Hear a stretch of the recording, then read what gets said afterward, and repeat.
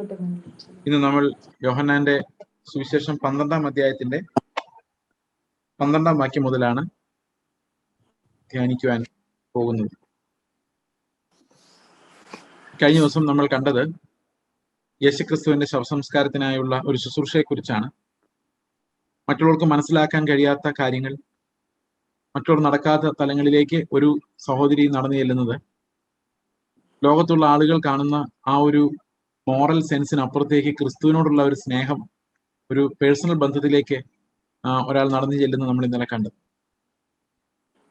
ലോകത്തിന്റെ ഇവാലുവേഷൻ അനുസരിച്ചുള്ള നന്മ തിന്മകളിലേക്കല്ല, അതിനപ്പുറത്തേക്ക് ക്രിസ്തുവിന്റെ മഹത്വം അന്വേഷിക്കുന്ന, ആ ബന്ധം അന്വേഷിക്കുന്ന ആളായിട്ടാണ് മറിയമിനെ നമ്മൾ അവിടെ കാണുന്നത്.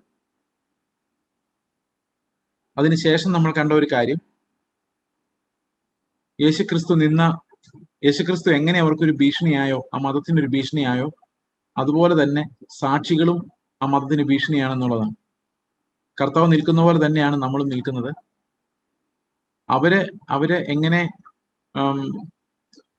യേശുക്രിസ്തു എങ്ങനെ ഈ മതത്തിനും അവരുടെ രാജ്യത്തിനും ഒക്കെ, ഈ ലോകത്തിലെ സിസ്റ്റത്തിനൊക്കെ, വ്യവസ്ഥകൾക്കൊക്കെ ശത്രുവായോ, അതുപോലെ തന്നെ ഒരു ദൈവദാസൻ ഈ ലോകത്തിന്റെ വ്യവസ്ഥകൾക്ക് ശത്രുവാണ്. അപ്പോൾ ലോകത്തിന്റെ വിരോധം ക്രിസ്തുവിനോട് മാത്രമല്ല, ക്രിസ്തുവിന്റെ ശിഷ്യന്മാരോടുമാണ്.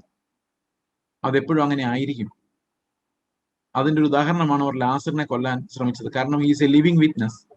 ലാസറിന് ഒത്തിരി കാര്യങ്ങൾ ചെയ്യാൻ പറ്റി. അവിടെ പുനരുത്ഥാനം ചെയ്ത ശേഷം ലാസർ ബിക്കേം എ വിറ്റ്നസ് എന്ന് മാത്രമല്ല, വളരെയധികം ആളുകളെ ക്രിസ്തുവിൽ വിശ്വസിപ്പിക്കുവാൻ ലാസറിന്റെ പുനരുത്ഥാനം ഇടയാക്കിയിരുന്നു. ഞാൻ തന്നെ പുനരുത്ഥാനവും ജീവനവും എന്ന് പറഞ്ഞ കർത്താവ് ശരിക്കും ആ മരണത്തിന്റെ ആ ഒരു പ്രിപ്പറേഷനിലെ സമയത്താണ് ലാസറിനെ ഉയർപ്പിക്കുന്നത്. And through the resurrection of Lazarus and through that anointing of oil, കർത്താവ് അവന്റെ മരണത്തിലേക്ക് അടുത്തടുത്ത് ചെല്ലുന്ന ശുശ്രൂഷകളിലേക്കാണ് ഇപ്പോൾ നടക്കുന്നത്. അപ്പോൾ മരണം കഴിഞ്ഞൊരു പുനരുത്ഥാനമുണ്ടെന്നും നമുക്ക് ആ പുനരുത്ഥാനത്തിന്റെ വാഗ്ദത്തം ഉണ്ടെന്നും, എന്നിൽ വിശ്വസിക്കുന്നവൻ മരിച്ചാലും ജീവിക്കും എന്നുള്ള അഷുറൻസ് ഒക്കെ തന്നിട്ട് കർത്താവ് മരണത്തെ സ്വീകരിക്കാൻ വേണ്ടി പോകുന്ന ഒരു ഭാഗത്താണ് ഈ ലാസറിന്റെ പുനരുത്ഥാനം.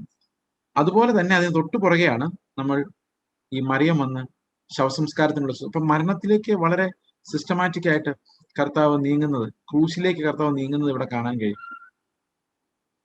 അപ്പൊ അങ്ങനെയുള്ള ഒരു യാത്ര കർത്താവ് നടത്തുമ്പോൾ അവിടെ നമ്മൾ കാണുന്ന ഒരു കാഴ്ച, കർത്താവിന്റെ ക്രൂശിലേക്ക് നടക്കുന്ന വഴിയിൽ ഒരു വലിയ കൂട്ടം ജനം ക്രിസ്തുവിനെ വിശ്വസിക്കാൻ കാരണമായത് ഈ ലാസറിന്റെ പുനരുത്ഥാനത്തിലൂടെ. ലാസർ ബിക്കേം എ വിറ്റ്നസ്.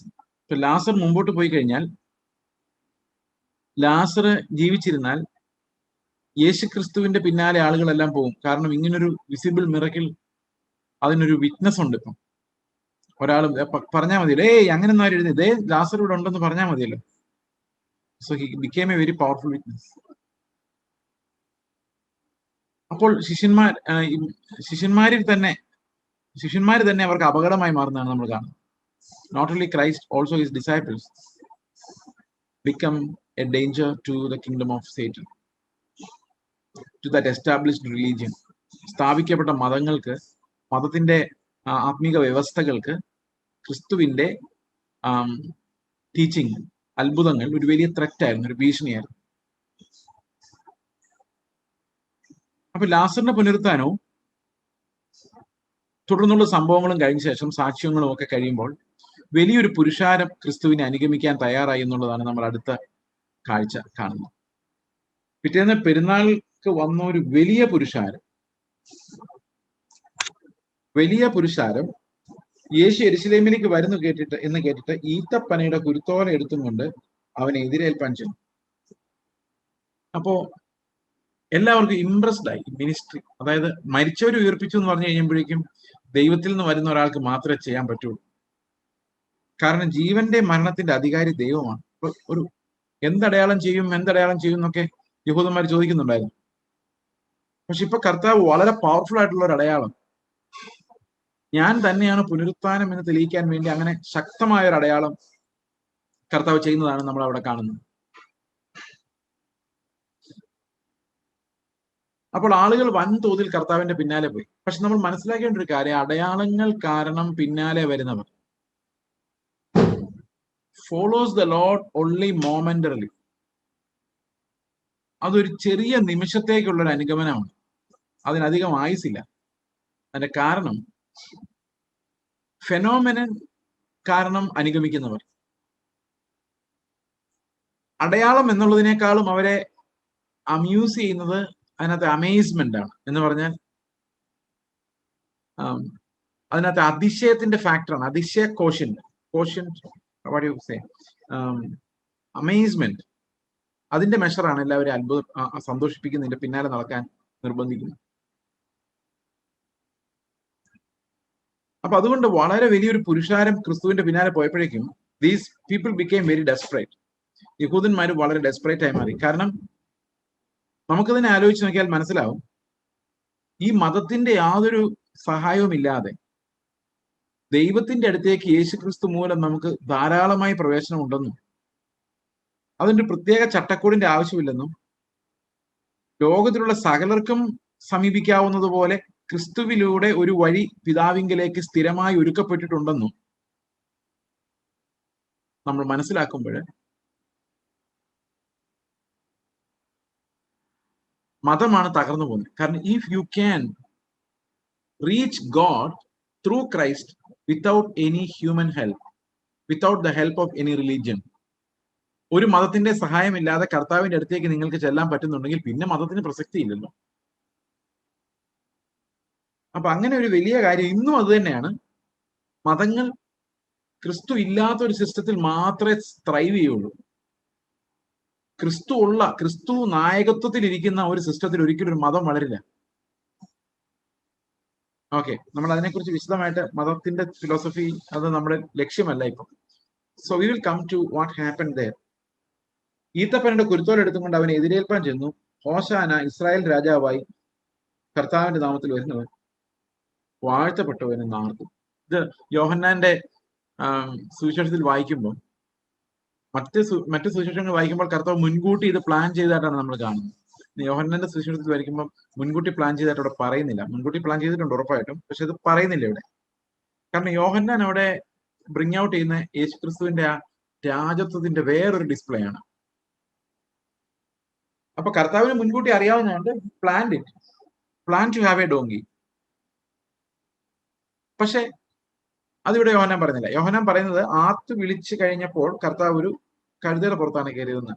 പറഞ്ഞാൽ അർത്ഥം, Jesus was showing dum another glory. അതായത് രാജാവായി കുതിരപ്പുറത്ത് അല്ല അവൻ കയറുന്നത്, ആക്രമണത്തിന് ഒരു തരത്തിലും സഹായിക്കാത്ത, ഒരാളെയും ഒരു യുദ്ധത്തിൽ തോൽപ്പിക്കാൻ കഴിവില്ലാത്ത, അതിന് ഒരു സഹായവും ചെയ്യാൻ പറ്റാത്ത ഒരു ഡംബ് ആനിമൽ എന്ന് വിളിക്കപ്പെടുന്ന കഴുതയുടെ മുകളിൽ കർത്താവ് കയറുമ്പോൾ ശരിക്കും അവന്റെ രാജത്വത്തിന്റെ ദാസ്യത്വം, അല്ലെങ്കിൽ എന്താണ് പറയുന്നത്, ദാസനായി വന്ന ക്രിസ്തുവിലൂടെ ഉണ്ടാകുന്ന രാജത്വം, സൗമ്യനായവൻ രാജ്യങ്ങളെ കീഴടക്കുന്ന ആ ഒരു മഹത്വം. അപ്പൊ നേരെ ഓപ്പോസിറ്റ്, ജനങ്ങൾ എന്ത് പ്രതീക്ഷിക്കുന്നു അതിന്റെ നേരെ ഓപ്പോസിറ്റ് ആയിട്ടുള്ള ഒരു കാര്യമാണ് കർത്താവ് അവിടെ കഴുതപ്പുറത്ത് കയറുമ്പോൾ ചെയ്യുന്നത്. നമുക്ക് യോഹന്നാന്റെ സുവിശേഷം വായിക്കുന്നത് കുറച്ചുകൂടെ ഒബ്വിയസ് ആണ്. Why did God select A donkey എന്ന് ചോദിച്ചു കഴിഞ്ഞാൽ, അവിടെ കർത്താവ് അവന്റെ രാജത്വത്തിന്റെ അജണ്ട എന്താണ് എന്ന് സെറ്റ് ചെയ്യുമായിരുന്നു. അപ്പോൾ കർത്താവിന്റെ രാജത്വം ശരിക്കും ആക്രമണോത്സുകമായിരുന്നില്ല, അത് സബ്സർവിയന്റ് എന്ന് പറഞ്ഞാൽ ഈ ലോകത്തിലെ പ്രഭുത്വത്തിനല്ല, മനുഷ്യരെ ശുശ്രൂഷിക്കുന്ന, അവരെ സ്നേഹത്തോട് നോക്കുന്ന, ലോകത്തിനപ്പുറത്തുള്ള ഒരു വ്യവസ്ഥയെ കർത്താവ് ഇൻട്രൊഡ്യൂസ് ചെയ്യാനാണ് ശ്രമിക്കുന്നത്. നമ്മൾ ആ ഒരു ഭാഗം മാത്രം നോക്കുമ്പോൾ അത് മനസ്സിലാവില്ലെങ്കിലും അതിന് താഴോട്ടുള്ള വാക്യങ്ങൾ വായിക്കുമ്പോൾ രണ്ട് തരത്തിലുള്ള രാജ്യവും രണ്ട് തരത്തിലുള്ള മഹത്വങ്ങളും അവിടെ താരതമ്യം ചെയ്യപ്പെടുന്നു നമുക്ക് കാണാൻ കഴിയും. അപ്പോൾ കർത്താവിന്റെ നാമത്തിൽ വരുന്നവൻ വാഴ്ത്തപ്പെട്ടവൻ നാർത്തു. യേശു ഒരു ചെറിയ കഴുതയെ കണ്ടിട്ട് അതിന്മേൽ കയറി, സിയോൻ പുത്രി ഭയപ്പെടേണ്ട, ഇതോ നിന്റെ രാജാവ് കഴുതക്കുട്ടിപ്പുറത്ത് കയറി വരുന്നു എന്ന് എഴുതിയിരിക്കുന്നത് പോലെ തന്നെ. അപ്പോൾ ഒരു വാഗ്ദത്വവും കൂടിയായിരുന്നു അത്. രാജാവ് വരുമ്പോൾ അവൻ ഒരു വളരെ എജൈലായിട്ടുള്ള, ശക്തനായിട്ടുള്ള ഒരു മൃഗത്തിന്റെ പുറത്തല്ല, ബലഹീനമായ ഒരു വെഹിക്കിളിലാണ് കർത്താവ് വരുന്നത്. Is not using the might of men, rather the power of God. അപ്പൊ ഏറ്റവും ബലഹീനതയിൽ സമാധാനത്തിന്റെ അടയാളമായിട്ടാണ് കർത്താവ് കഴുതപ്പുറത്ത് കയറുന്നത്. Is not going to attack anyone. അങ്ങനത്തെ ഒരു രാജാവല്ല. ആ രാജത്വത്തിന്റെ വ്യവസ്ഥകളെല്ലാം വേറെയാണ്. അവരത് ഗ്രഹിച്ചില്ല എന്നവിടെ പറയുന്നു. അപ്പോൾ സിയോൻ കാണേണ്ട ഒരു അടയാളമായിരുന്നു. അവരുടെ രാജാവ് ഐഹികമായൊരു വ്യവസ്ഥയുടെ അടയാളത്തോടു കൂടിയല്ല വരുന്നത്. ഐഹികമായ ഒരു ഭരണ സംവിധാനത്തോടു കൂടിയല്ല വരുന്നത്. ഈ ലോകത്തിന്റെ പ്രഭു വരുന്നത് പോലെയല്ല, ആ മഹത്വത്തിലല്ല വരുന്നത്. സിയോൻ പുത്രി നോക്കിയിരിക്കേണ്ടത് ബലഹീനമായ മൃഗത്തിന് മുകളിൽ വരുന്ന, ബലഹീനരെ തിരഞ്ഞെടുക്കുന്ന ദൈവത്തിന്റെ അധികാരമാണ്. അവന്റെ രാജ്യം വ്യാപിക്കുന്നത് ബലഹീനരിലൂടെയാണ്. അവന്റെ രാജ്യം വ്യാപരിക്കുന്നത് സ്വയം ശക്തി ഇല്ലാത്തവരുടെ, കഴിവില്ലാത്തവരുടെ, ആ കഴിവിനെ വിട്ടുകളഞ്ഞവരുടെ, ക്രൂശിക്കപ്പെട്ടവരുടെ ഒരു വഴിയിലൂടെയാണ് യേശുക്രിസ്തു ഭൂമിയിലേക്ക് വരുന്നത്, അവന്റെ രാജത്വം വരുന്നത്. ഇത് അവന്റെ ശിഷ്യന്മാർ ആദിയിൽ ഗ്രഹിച്ചില്ല. യേശുവിന് തേജസ്കരണം വന്ന ശേഷം അവനെ കുറിച്ച് ഇങ്ങനെ എഴുതിയിരിക്കുന്നുവെന്നും തങ്ങൾ അവനെ ഇങ്ങനെ ചെയ്തു എന്നും അവർക്ക് ഓർമ്മ വന്നു. ഓക്കെ, അപ്പോൾ ഇങ്ങനെയെല്ലാം ഇവനെ വാഴ്ത്തി സ്തുതിക്കുമ്പോൾ, രാജാവ് എന്നൊക്കെ പറയുമ്പോൾ, ഇവരിത് ശരിക്കും അവന്റെ രാജത്വം എന്താണെന്ന് ഗ്രഹിച്ചുകൊണ്ടല്ല അത് ചെയ്തത്. എല്ലാവർക്കും ആദ്യം ഉണ്ടാകുന്ന ഒരു കണ്ടെത്തൽ എന്ന് പറയുന്നത് യേശുവിന്റെ രാജ്യത്വം ഭൗതികമായി പ്രയോജനം ഉണ്ടാക്കുന്ന ഒന്നാണ് എന്ന് തെറ്റിദ്ധരിപ്പിക്കപ്പെടാവുന്ന ഒരു കാര്യമാണ്. എല്ലാ മനുഷ്യർക്കും അങ്ങനെയാണ്. ഒത്തിരി ആളുകൾ അങ്ങനെ ചിന്തിച്ചുകൊണ്ടാണ് ഇതിനകത്ത് വരുന്നത്. പക്ഷെ ആത്മാവ് അവരുടെ ഒരു കാഴ്ച കൊടുക്കുമ്പോഴാണ് മനസ്സിലാകുന്നത് ഇതല്ലായിരുന്നു ശരിക്കും ഉണ്ടായിരുന്നത്. ശരിക്കും കർത്താവ് എന്നോട് പറഞ്ഞ തേജസ് ഇതായിരുന്നില്ല. നമുക്ക് ലോകത്തിൽ പല സ്ഥലത്തും കർത്താവിന്റെ തേജസ്സിനെ ഭൗതികമായി വ്യാഖ്യാനിക്കുന്നത് നമുക്ക് കാണാൻ കഴിയും. ഈ ഭൗതികമായി വ്യാഖ്യാനിക്കപ്പെടുന്നത് നമുക്ക് ദൈവരാജ്യം ഭക്ഷണപാനീയങ്ങളായിട്ട് വ്യാഖ്യാനിക്കപ്പെടുന്നത്, ഈ ലോകത്തിന്റെ അനുഗ്രഹങ്ങളായിട്ട് വ്യാഖ്യാനിക്കപ്പെടുന്നത്, അതേ ഒരു കൺഫ്യൂഷൻ ആണെന്ന് അവിടെ നടക്കുന്നത്. ലോകത്തിന്റെ ഒരു വ്യവസ്ഥയായിട്ട് കർത്താവിന്റെ വ്യവസ്ഥയെ തെറ്റിദ്ധരിക്കുന്നു എന്നുള്ളതാണ് നമ്മൾ അവിടെ കാണുന്നത്. അപ്പൊ തേജസ്കരണം എന്ന് പറഞ്ഞാൽ എന്താണെന്ന് ശിഷ്യന്മാർ അന്ന് മനസ്സിലാക്കിയില്ല. എന്നാൽ യേശു തേജസ്കരിക്കപ്പെട്ട ശേഷം ആത്മാവിനെ അവർ പ്രാപിച്ചപ്പോൾ അവർക്ക് മനസ്സിലായി യഥാർത്ഥ തേജസ് എന്ന് പറയുന്നത് ഇവിടെ രാജ്യത്വം പ്രാപിക്കുന്നതല്ല. അവർക്കത് ഒരു തരത്തിലും ഉൾക്കൊള്ളാൻ കഴിയില്ലായിരുന്നു. അവർക്ക് രാജാവിനെ ആയിരുന്നു വേണ്ടിയിരുന്നത്. രാജ്യം എന്നാണ് സ്ഥാപിക്കേണ്ടതെന്നായിരുന്നു അവരുടെ ചോദ്യം. അപ്പോസ്തലപ്രവൃത്തികൾ 1-ാം അധ്യായത്തിൽ അവർ കർത്താവിനോട് ചോദിക്കുന്നത് നീ രാജ്യം എപ്പോൾ സ്ഥാപിച്ചു തരുമെന്നാണ് ചോദിക്കുന്നത്. അതായിരുന്നു അവരുടെ ഏറ്റവും വലിയ കൺസേൺ. എന്നാൽ ആത്മാവ് വന്ന ശേഷം അവർക്ക് ആ സംശയം ഒരിക്കലും ഉണ്ടായിട്ടില്ല. അവർ കാലങ്ങൾ അന്വേഷിച്ചിട്ടില്ല, എന്ന് വരുമെന്ന് ആശങ്കപ്പെട്ടിട്ടില്ല. അതുപോലെ തന്നെ അവര് ഒരു രാജ്യം സ്ഥാപിക്കാൻ ശ്രമിച്ചിട്ടുമില്ല. അങ്ങനൊരു തിടുക്കം ഈ യഹൂദന്മാരുടെ, അതായത് വിശ്വാസികളായ യഹൂദന്മാരുടെ ഉള്ളിൽ നിന്ന് അങ്ങ് പോയി. ഞങ്ങൾക്കൊരു ഇൻഡിപെൻഡന്റ് രാജ്യം വേണമെന്നും റോമ അടിമത്തിന് രക്ഷപ്പെടണമെന്നും അതൊക്കെ പോയി. രാജ്യം ഞങ്ങൾ നിയന്ത്രിക്കണം, ഞങ്ങളുടെ മോറാലിറ്റി രാജ്യത്തെ നിയന്ത്രിക്കണം, അതൊക്കെ അവർക്ക് നഷ്ടപ്പെട്ടു പോയി. കാരണം എന്താ? അവർ യേശുവിന്റെ തേജസ് കണ്ടു. യേശുവിന്റെ തേജസ് കണ്ടപ്പോൾ ഒരു കാര്യം മനസ്സിലായി, ഇത്രയും നല്ലതൊന്നും അല്ല ഈ ലോകത്ത് എന്ത് നേടിയാലും. അപ്പൊ ആ തേജസ്കരണം വന്ന ശേഷമാണ്, ആത്മാവ് ഇവരുടെ ഉള്ളിലേക്ക്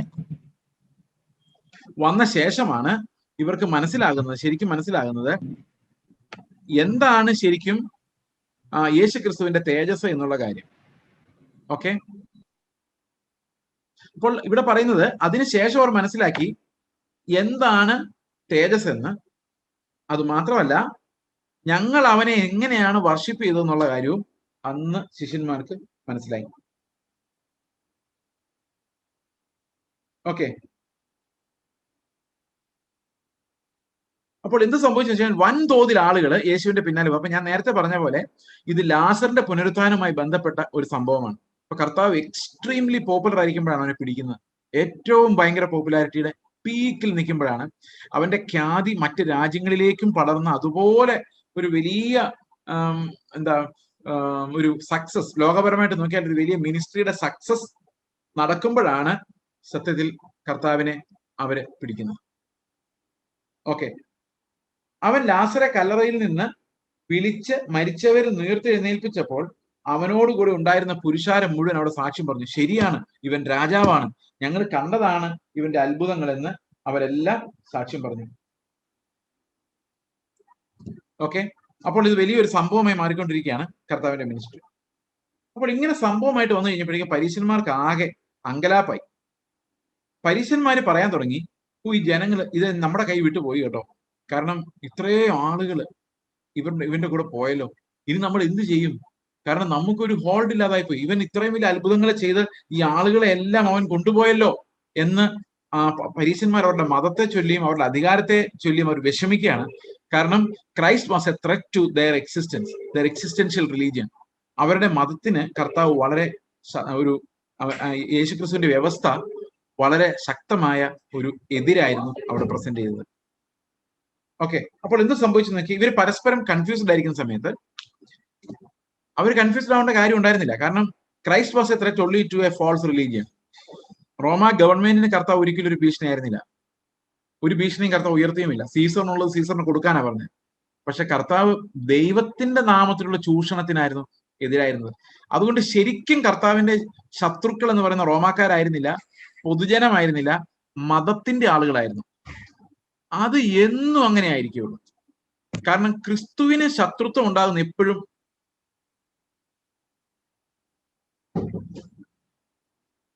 മതത്തിൽ നിന്നാണ്. കാരണം മതമാണ് തകർക്കുന്നത്. ക്രിസ്തുവിന്റെ കർത്താവിന്റെ പഠിപ്പിക്കലുകൾ എപ്പോഴും തകർക്കുന്നത് ആ മതവ്യവസ്ഥകളെയാണ്, ഏത് മതമായാലും. ഓക്കെ, അപ്പൊ അടുത്ത വാക്യം എന്താണെന്ന് വെച്ച് കഴിഞ്ഞാൽ, ഈ ഖ്യാതി പരന്ന് അത് യവനന്മാരുടെ അടുത്തേക്ക് പോകുന്ന ഒരു കാര്യമാണ് നമ്മൾ അടുത്ത വാക്യം കാണുന്നത്. പെരുന്നാളിൽ നമസ്കരിപ്പാൻ വന്നവരിൽ ചില യവനന്മാരുണ്ടായിരുന്നു. ഇവർ ഗലീലിലെ ബെത്സേദക്കാരനെ ഫിലിപ്പോസിന്റെ അടുത്ത് ചെന്ന് അവനോട്, യജമാനനെ, ഞങ്ങൾക്ക് യേശുവിനെ കാണാൻ താല്പര്യമുണ്ട് എന്ന് അപേക്ഷിച്ചു. ഇവരെന്തിനാണ് നമസ്കരിക്കാൻ വന്നത്? ഈ യവനന്മാർ ഇങ്ങനെ സത്യം അന്വേഷിച്ച് നടക്കുന്ന കുറെ യവനന്മാരുണ്ട്. കാരണം they had a philosophical mind. സോക്രട്ടീസും പ്ലേറ്റോയും അരിസ്റ്റോട്ടിലും ഒക്കെ ഈ യവനന്മാരായിരുന്നു. ഈ യേശുവിന്റെ മുമ്പുള്ളവരാണ് സോക്രട്ടീസും പ്ലേറ്റോയും. ഓക്കെ, അപ്പോൾ യേശുക്രിസ്തുവിന് മുൻപുള്ള ആൾക്കാർ, അന്നോട്ട് ഇവർ ഫിലോസഫേഴ്സ് ആണ്. നമ്മൾ ഇന്ന് കാണുന്ന പല ശാസ്ത്രത്തിന്റെയും ഉത്ഭവം ഈ ഗ്രീക്ക് കാലഘട്ടത്തിലാണ്. അതുകൊണ്ടാണ് പല ഓളജികൾ നമ്മൾ കാണുന്നത്. ഓളജി, ബയോളജി, ഫിസിയോളജി, ഇതൊക്കെ പറയാൻ ഈ ഓളജി എന്ന് പറയുന്ന വാക്ക് തന്നെ ലോഗോസ് എന്നുള്ള വാക്ക് ഗ്രീക്കാണ്, ബയോസ് എന്ന് പറയുന്നത് ഗ്രീക്കാണ്. ഇതെല്ലാം ഈ ഗ്രീക്ക് സംസ്കാരം, ഫിലോസഫിയിൽ നിന്നാണ് ഒരു പരിധി വരെ ആധുനിക ശാസ്ത്രം ഡെവലപ്പ് ചെയ്ത് വന്നിട്ടുണ്ട്. അപ്പൊ അവരുടെ ടീച്ചിങ് എന്ന് പറയുന്നത് അവർക്ക് ഈ പല സ്ഥലത്തും പോയി പഠിക്കുക, മനസ്സിലാക്കുക, ഇങ്ങനെയുള്ള ഒരു സിൻക്രറ്റിക് സിസ്റ്റം അവർക്കുണ്ടായിരുന്നു. ഒത്തിരി ദേവന്മാരും ദൈവന്മാരും ഉണ്ടായിരുന്നു. അപ്പൊ ശരിക്കും യഹൂദന്മാരുടെ ആലയത്തിൽ നമസ്കരിക്കാൻ ഈ യവനന്മാരും വന്നിട്ടുണ്ടായിരുന്നു. ജാതികളുടെ പ്രാകാരം എന്ന് പറഞ്ഞൊരു സ്ഥലത്ത് ബഹുജാതികൾക്ക് വന്ന് ദൈവത്തെ നമസ്കരിക്കാനുള്ള ഒരു സൗകര്യം ഉണ്ടായിരുന്നു. എന്നാൽ ആ ജാതികളുടെ പ്രാകാരത്തിൽ യഹൂദന്മാർ ഒരുമാതിരി മുരട്ടു സ്വഭാവമായതുകൊണ്ട് ബാക്കിയുള്ളവരെല്ലാം ശത്രുക്കളായിട്ട് കാണുന്നതുകൊണ്ട് ഒരു ജാതിയും ആ വഴിക്ക് പോകാറില്ലായിരുന്നു. വളരെ അപൂർവമായിട്ടാണ് 2-3 പേരൊക്കെ ഇങ്ങനെ പോയി കാണും. അവിടെ മുഴുവൻ കാളയെ കെട്ടുകയും എന്താ പറയുന്നത്, പ്രാവുകളെ വിൽക്കുകയൊക്കെ ചെയ്യുന്ന ഒരു സ്ഥലമായിരുന്നു. കാരണം ജാതികൾ തിരിഞ്ഞു വരുന്നില്ല. നമ്മൾ ഇരിക്കേണ്ടത് നമ്മൾ ഇരുന്നില്ലെങ്കിൽ എന്നൊരു ചൊല്ലില്ലേ, അതുപോലെ അവര് ജാതികളെ അവിടെ പ്രവേശിപ്പിക്കാതായപ്പോൾ ഉള്ള കള്ളന്മാർ മുഴുവൻ ഈ ജാതികളുടെ പ്രാകാരം ചുമ്മാ കിടക്കുകയാണല്ലോ, അവിടെ ഇവരെ കച്ചവടം ആരംഭിച്ചു. അതാണ് നമ്മൾ മറ്റു സുവിശേഷങ്ങളിൽ കാണുന്നത്. യോഹന്നാൻ ആദ്യം കാണുന്നത് ഈ ജാതികളുടെ പ്രാകാരം ഇവർ ഒക്കിപ്പ് ചെയ്തപ്പോൾ കർത്താവ് പറയാണ്, എന്റെ പിതാവിന്റെ ആലയം ബഹുജാതികൾക്ക് പ്രാർത്ഥനാലയം, നിങ്ങൾ ആ പ്രാകാരത്തിൽ കൊണ്ടുവന്ന് കച്ചവടം ചെയ്ത് ഇവരെ ആരെയും അങ്ങോട്ട് അടുപ്പിക്കാതെ ആയല്ലോ എന്ന് കർത്താവ് പറയുന്നുണ്ട്. അപ്പൊ അങ്ങനെ നമസ്കരിക്കാൻ വന്ന യവനന്മാരാണ് ഇവർ. യവനന്മാർ തന്നെയാണ്, ഗ്രീക്കുകാർ തന്നെയാണ്. യവനായ യഹൂദന്മാരല്ല, പ്യുവർ യവനന്മാർ, ഗ്രീക്സ്. അപ്പൊ അവർക്ക് ഇവിടെ വന്നപ്പോൾ അവർ തീർച്ചയായിട്ടും കേട്ട് കാണും ഈ കർത്താവിനെ കുറിച്ചുള്ള ഭയങ്കരമായ ഖ്യാതി. They were always looking for a teacher.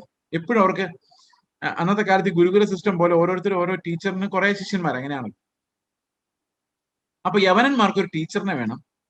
അപ്പൊ അവര് എനിക്ക് യേശുവിനെ കാണാൻ താല്പര്യമുണ്ടെന്ന്. അപ്പൊ യവനന്മാരുടെ ഇടയിൽ നിങ്ങൾക്കറിയാം, അന്ന് യവനന്മാരുടെ ഇടയിൽ ടീച്ചിങ് എന്ന് പറയുന്നത് ഭയങ്കര പോപ്പുലറായി മാറാനുള്ള ഒരു വഴിയാണ്. അപ്പൊ ആൾക്കാർ മുഴുവൻ യവനന്മാരുടെ ടീച്ചർമാരാണ്. ഇപ്പോഴും അറിയാമല്ലോ നമുക്ക് അവരുടെ പുസ്തകങ്ങളൊക്കെ. വായിക്കാൻ ഭയങ്കര ഫേമസ് ആണ്. സോക്രട്ടീസും പ്ലേറ്റോയും ഒക്കെ അങ്ങനെ ഭയങ്കര.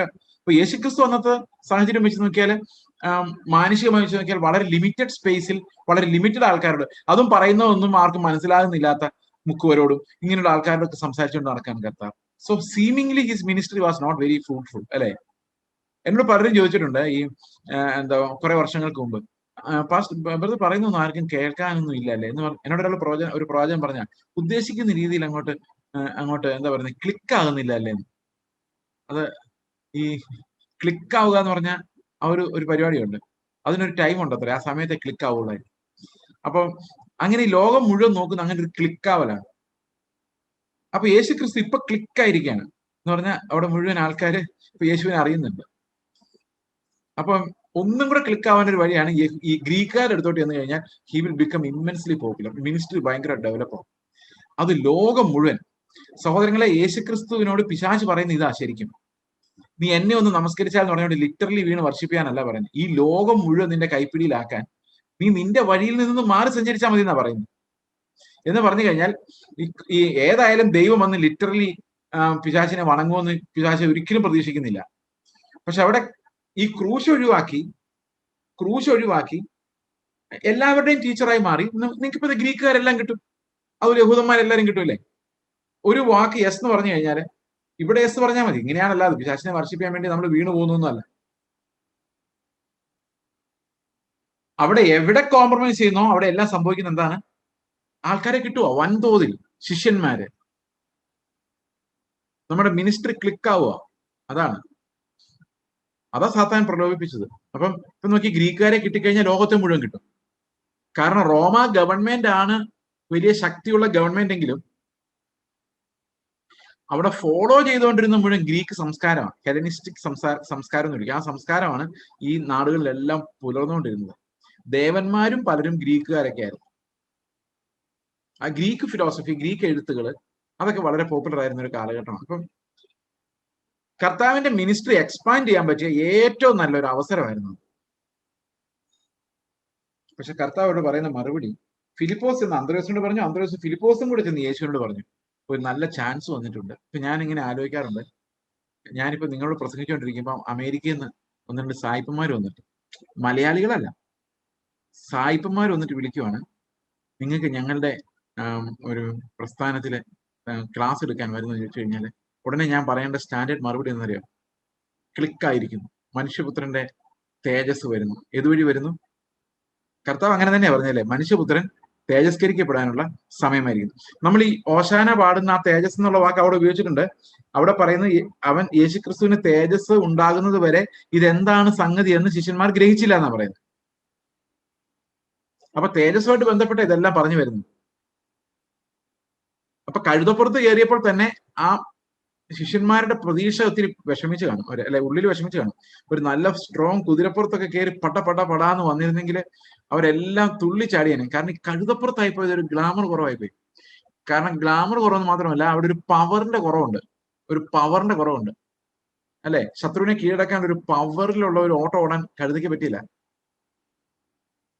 അപ്പൊ ശരിക്കും രാജത്വം എന്നുള്ളൊരു കൺസെപ്റ്റിനെ കർത്താവ് വേറൊരു കാഴ്ചപ്പാട് കൊണ്ട് വെട്ടുക ചെയ്യുന്നത്. ശരിക്കും ഹീസ് ബ്രേക്കിംഗ് ദാറ്റ്, അല്ലെ. അപ്പൊ അത് തന്നെയാണ് ഇവിടെ തുടർന്ന് വരുന്നത്. ഈ ഒരു അധ്യായത്തിൽ നമ്മൾ മുഴുവൻ കാണുന്നത് ഈ ഒരു തേജസ്സിന് വേണ്ടിയുള്ള, അതായത് 2 തരത്തിലുള്ള തേജസ്സുകൾ അതെന്താണ് എന്നാണ് കർത്താവ് ഈ വാക്യങ്ങളിലൂടെ എല്ലാം പറഞ്ഞു വരുന്നത്. അപ്പോ കുതിരയ്ക്ക് പകരം കഴുതയെ തിരഞ്ഞെടുക്കുന്ന വഴിയും, യവനന്മാരുടെ ഇൻവിറ്റേഷൻ അവൻ പ്രതീക്ഷിക്കുന്ന ഒരു ക്ലിക്കിംഗ് അല്ല എന്ന് മനസ്സിലാക്കുകയും, അല്ലെങ്കിൽ ഒരു ഗ്ലോറി അല്ല, ഒരു തേജസ് അല്ല എന്ന് മനസ്സിലാക്കുകയും, അതിനെ തള്ളിക്കളഞ്ഞ് വേറൊരു തേജസ്സിനെ കുറിച്ച് സംസാരിക്കുകയും ചെയ്യുന്നതാണ് ഇവിടെ എല്ലാം നമ്മൾ കാണുന്നത്. യേശുവിനെ കാണാൻ താല്പര്യമുണ്ട്. 23 വാക്യം യേശു അവരോട് പറഞ്ഞത്, മനുഷ്യപുത്രൻ തേജസ്കരിക്കപ്പെടുവാനുള്ള നാഴിക വന്നിരിക്കുന്നു. That could have been A very good encouragement for the disciples. ഞാൻ ഇവിടെ കേരളത്തിൽ വന്നപ്പോൾ ഞാൻ ആദ്യം പരിചയപ്പെട്ട ആളുകൾ വളരെ ആത്മാർത്ഥമായിട്ട് എന്നെ ഒത്തിരി സപ്പോർട്ട് ചെയ്തു, എന്റെ കൂടെ നടന്നു. പക്ഷെ അവരന്ന് ചിന്തിച്ചത് എന്താണ് എന്ന് ചോദിച്ചു കഴിഞ്ഞാൽ, I will become a good brand എന്നാണ് അവർ വിചാരിച്ചത്. കാരണം they saw the potential in me. അവരിങ്ങനെ ബുദ്ധി കൊണ്ട് അനലൈസ് ചെയ്ത് നോക്കി കഴിഞ്ഞപ്പോൾ അവർക്ക് മനസ്സിലായി ഇയാൾ ആള് കൊള്ളാം, ഇയാളുടെ കൂടെ നിന്നാൽ we can create another brand, A brand of Bible teaching. അപ്പം അത് ആ ഒരു ടീമായിട്ട് മാറാമെന്ന് അവർ വിചാരിച്ചു. ഞാൻ ഓർക്കുന്നുണ്ട്, അത് തെറ്റല്ല, അങ്ങനെയാണ് ഇന്ന് ആൾക്കാർ ചിന്തിക്കുന്നത്. നാച്ചുറലി അങ്ങനെ ചിന്തിക്കുകയുള്ളൂ. തെറ്റാണെന്ന് വെച്ചാൽ ദൈവത്തിന്റെ കണ്ണിൽ തെറ്റാണ്. ഞാൻ പറഞ്ഞ് ഇന്നത്തെ കോമൺ മോറാലിറ്റി വെച്ച് അതൊന്നും അങ്ങനെ എല്ലാവരും ചിന്തിക്കുന്നത്. അപ്പൊ ഒരു മീറ്റിംഗ് കഴിഞ്ഞ് 2 മീറ്റിംഗ് കഴിഞ്ഞ് അപ്പൊ എനിക്ക് ശനിയാഴ്ച ആന്ധ്രയിലേക്ക് തിരിച്ചു പോകണം. അപ്പോൾ ഞാൻ വെള്ളിയാഴ്ച പോയി ടിക്കറ്റിന് ക്യൂ നിൽക്കാൻ. തത്കാൽ 11 മണിക്ക് തത്കാൽ ഓപ്പൺ. 10 11 ഓർമ്മയില്ല. സ്ലീപ്പർ ക്ലാസ് ടിക്കറ്റ് 11-നും AC 10-നുമായിരുന്നു. അപ്പൊ ഞാൻ ഈ രാവിലെ 4 മണിക്ക് 3 മണിക്ക് പോയി ക്യൂ നിന്നാലാണ് തത്കാൽ എന്ന് കിട്ടുന്നത്. ഓൺലൈൻ ഒക്കെ ഓപ്പൺ ആയി വരുന്നത് തന്നെ വളരെ പാടാ. ആ സമയമാകുമ്പോഴേക്ക് ടിക്കറ്റ് മുഴുവൻ തീരും. അപ്പൊ ഞാൻ പറഞ്ഞു എനിക്ക് നാളെ വരാൻ പറ്റില്ല, വെള്ളിയാഴ്ച മീറ്റിങ്ങിന് വരാൻ പറ്റില്ല, എനിക്ക് തത്കാൽ ടിക്കറ്റ് എടുക്കാൻ ക്യൂ നിൽക്കണം, ഒരു 11 മണിയായാലും ഇത് കിട്ടുള്ളൂ, അത് കഴിഞ്ഞ് ഒന്ന് പ്രസംഗിക്കാൻ സാധിക്കില്ല. ഈ സഹോദരങ്ങൾ വളരെ സ്നേഹത്തോടെ എന്നോട് പറഞ്ഞു, പാസ്റ്റർ ഇനി അങ്ങനെ ഒരിടത്തും പോയി ക്യൂ ഒന്നും നിൽക്കരുത്, അതൊക്കെ ഞങ്ങൾ ചെയ്തോളാം, പാസ്റ്റർ പോയി പ്രസംഗിച്ചു, ഇനി ഇങ്ങനെയുള്ള ക്യൂവിലൊന്നും പോയി നിൽക്കരുത്, അതൊക്കെ വെയിറ്റ് കുറയ്ക്കുന്ന പരിപാടികൾ ആരെങ്കിലും കണ്ടാലേ. അപ്പൊ ഞാൻ അപ്പോഴാണ് എനിക്ക് ഈ അപകട സൈൻ മനസ്സിലാകുന്നത്. കാരണം I am being pushed to something else. അവരത് അറിയുന്നില്ല. ഞാൻ പറഞ്ഞു എന്റെ ടിക്കറ്റ് അല്ലേ, ഞാൻ തന്നെ ക്യൂ നിൽക്കുള്ളൂ. നിങ്ങൾ അവിടെ പോയി ക്യൂ നിന്ന് രാവിലെ തൊട്ട് 11 മണി വരെ എനിക്ക് വേണ്ടി ക്യൂ നിന്ന് കൊതുകടിയും കൊണ്ട് അവിടെ നിൽക്കുമ്പോൾ ഞാൻ എന്റെ മുറിയിൽ വിശ്രമിക്കുക എന്ന് പറയുന്നത് എന്നെ കൊണ്ട് സാധിക്കുന്ന കാര്യമല്ല. So I will manage myself, I will manage my bag, I will manage my driving, I will manage my tickets. അതിന് നിങ്ങൾ എന്റെ കൂടെ നിൽക്കണ്ട. അപ്പൊ അവര് വിചാരിക്കുന്ന ആ ഒരു ബ്രാൻഡ് എന്ന് പറയുന്നത്, ഒരു ടീച്ചറിന്റെ പുറകെ കുറെ ആളുകൾ കൂടിക്കഴിഞ്ഞാൽ that becomes a strong brand. ഇതാണ് ഇന്നത്തെ ഗ്ലോറി. ഗ്ലോറി ഉണ്ടാക്കിയെടുക്കുക നമ്മൾ. ഈ ഗ്ലോറി ഉണ്ടാക്കിയെടുക്കുമ്പോൾ പലപ്പോഴും എന്നോട് ആളുകൾ പറഞ്ഞിട്ടുണ്ട്, നിങ്ങൾ ഇങ്ങനെ എല്ലാം തുറന്നു പറയരുത്, തുറന്നു പറഞ്ഞു കഴിഞ്ഞാൽ വില പോകും. അതുകൊണ്ട് വളരെ അത്യാവശ്യമുള്ള കാര്യങ്ങൾ മാത്രമേ പറയാവുള്ളൂ എന്ന് പലരും എന്നോട് പറഞ്ഞിട്ടുണ്ട്. അതുകൊണ്ടാണ് ഇന്ന് പ്രസംഗർ പലരും പ്രസംഗിച്ചു കഴിയുമ്പം പുറകിലത്തെ വാതിലൂടെ അപ്രത്യക്ഷമാണ്, വലിയ വലിയ പ്രസംഗര്. കാരണം വെച്ച് കഴിഞ്ഞാൽ അവരുടെ വില പോകും. സംസാരിക്കാൻ തുറന്നു കഴിഞ്ഞാൽ നമ്മളെ പോലുള്ള സാധാരണ മനുഷ്യർ അവരെന്ന് എല്ലാവർക്കും മനസ്സിലാവും. അതുകൊണ്ട് ഒരു നിവൃത്തി ഉണ്ടെങ്കിൽ മനുഷ്യരുടെ മുമ്പിൽ തുറക്കില്ല. കാരണം to preserve that halo behind their head. നിങ്ങൾ കണ്ടിട്ടില്ലേ, ചില ആൾക്കാർ വരുമ്പോൾ തലയുടെ പുറകിൽ ഒരു വട്ടത്തിലൊരു ലൈറ്റ് കാണും. ആ വട്ടത്തിലുള്ള ലൈറ്റ് താഴോട്ട് ഇറങ്ങിയോ നമ്മളോട് സംസാരിച്ച പിന്നെ കാണുന്നില്ല. അതുകൊണ്ട് അവര് താഴോട്ട് ഇറങ്ങി വന്നൊരു സാധാരണക്കാരനോട് സംസാരിക്കുന്ന പ്രശ്നം ഉദിക്കുന്നില്ല. കാരണം ഈ ഹാലോ പോയാൽ പിന്നെ അവർ ഒന്നിനും കൊള്ളുകയില്ല. അതുകൊണ്ട് അവർ വളരെ സൂക്ഷിച്ച് അത്യാവശ്യത്തിന് മാത്രമേ പ്രത്യക്ഷപ്പെടുകയുള്ളൂ. This is how they work out. അപ്പൊ അവർ വളരെ കുറച്ച് കാര്യങ്ങളെ നമുക്ക് അറിയാൻ പറ്റുള്ളൂ. അവരുടെ വീട്ടിലെ കാര്യങ്ങളൊന്നും നമുക്ക് അറിയാൻ പറ്റത്തില്ല. പോസിറ്റീവായിട്ടുള്ള കാര്യങ്ങൾ മാത്രമേ നമ്മൾ അറിയുള്ളൂ. We will never know of their failures and we will never hear them intimately. പക്ഷെ അവിടെ ഒരു പ്രോബ്ലം ഉണ്ട്. യേശുക്രിസ്തുവിനെ പോലെ അല്ല, അതാണ് പ്രോബ്ലം. കർത്താവ് എല്ലാം തുറന്നു പറഞ്ഞ ഒരു കർത്താവ്. കർത്താവ് പറഞ്ഞു, നിങ്ങൾ എന്റെ സ്നേഹിതന്മാരാണ്, ഞാൻ നിങ്ങളുടെ ഒന്നും മറച്ചു വെച്ചിട്ടില്ല, I have told you everything. അതാണ് ശിഷ്യത്വം എന്ന് പറയുന്നത്. എനിക്ക് വരുന്ന പരാജയങ്ങളും എന്റെ ചിന്താഗതിയിൽ വരുന്ന കുഴപ്പങ്ങളും ഞാൻ പാപത്തിന്റെ സ്ട്രഗിൾ അനുഭവിക്കുന്നു എല്ലാം അറിയണം ആളുകൾ. അത് അറിയുന്നതിനകത്ത് ഒരു ലജ്ജയും ഇല്ല. ഓക്കെ. അപ്പോൾ ഇവിടെ ഈ ഫിലിപ്പോസിന്റെ കർത്താവ് പറയുന്നത്, ഫിലിപ്പോസിന്റെ അന്തരസിനും പറയുന്നത്, യേശു അവരുടെ ഉത്തരം പറഞ്ഞത്, മനുഷ്യപുത്രൻ തേജസ്കരിക്കപ്പെടുവാനുള്ള നാഴിക വന്നിരിക്കുന്നു. The time has come for the Son of Man to be glorified. Good. നമ്മൾ പലപ്പോഴും വിചാരിക്കുന്ന ഗ്ലോറി എന്താണെന്നുള്ളത് രണ്ടാമത്തെ കാര്യം. Anyway, the time has come for glorification. അപ്പോ അടുത്ത വാക്യം ഇങ്ങനെയാണ്, ആമേൻ ആമേൻ ഞാൻ നിങ്ങളോട് പറയുന്നു, ഗോതമ്പ് മണി നിലത്ത് വീണ് ചാകുന്നില്ലെങ്കിൽ അത് തനിയെ ഇരിക്കും, ചത്തുവെങ്കിലോ വളരെ വിളവുണ്ടാകും. ഈ വളരെ വിളവുണ്ടാകും എന്ന് പറയുന്നത് എന്താണ്? ഞാൻ ആദ്യം വിചാരിച്ചിരുന്നത് സ്പീക്കിംഗ് അബൌട്ട് ഈവാഞ്ചലിസം ആണ്. അപ്പൊ നമ്മൾ പോയി മരിക്കാൻ തയ്യാറായാൽ കുറെ ആത്മാക്കൾ ഉണ്ടാവും. രക്തസാക്ഷികളുടെ രക്തമാണ് സഭയുടെ വിത്ത്. എവിടെയെല്ലാം രക്തസാക്ഷികൾ ഉണ്ടാകും അവിടെയെല്ലാം സഭ വളരും. ശരിയാണ്, വിറ്റ്നസിങ്ങിന് ഭയങ്കര പവറാണ്. യേശുക്രിസ്തു മരിച്ചു ഉയർത്തെഴുന്നേൽക്കുന്നവരെ ഉയർത്തെഴുന്നേൽപ്പായിരുന്നു ഏറ്റവും ഭയങ്കര വിറ്റ്നസ്. എന്നാൽ യേശുക്രിസ്തു മരിച്ച ശേഷം മരണം തന്നെ വലിയൊരു വിറ്റ്നസ് ആണ്. കാരണം ക്രൂശിലെ മരണം, ആ മരണത്തോട് താതാത്മ്യം പ്രാപിച്ച ഒരു ശിഷ്യന്റെ മരണം പോലും ആളുകളെ കൺവേർട്ട് ചെയ്യുന്നതാണ്. ശൗലിന്റെ കൺവേർഷൻ അങ്ങനെയല്ലേ നടന്നത്? He was a witness to a murder. ഒരു ശിഷ്യന്റെ മരണവും വളരെ വിലയേറിയതാണ്. അവന്റെ സാക്ഷ്യം, അവന്റെ ജീവൻ, അവന്റെ മരണം എല്ലാം വിലയേറിയതാണ്. അവൻ പുനരുത്ഥാനം ഈ ഭൂമിയിൽ പ്രാപിക്കണമെന്നില്ല. But when he is dying for the cause of Christ, it's very powerful. It's a powerful statement. It's a powerful witness. അപ്പൊ ഇവിടെ പറഞ്ഞിരിക്കുന്ന ഈ ഫലം പുറപ്പെടുവിക്കൽ എന്ന് പറയുന്നത് it's not about winning souls അല്ല. ഇവിടുത്തെ ഫലം പുറപ്പെടുവിക്കൽ തേജസ്കരണമാണ്. തേജസ്കരണത്തെ കുറിച്ചാണ് കർത്താവ് പറയുന്നത്.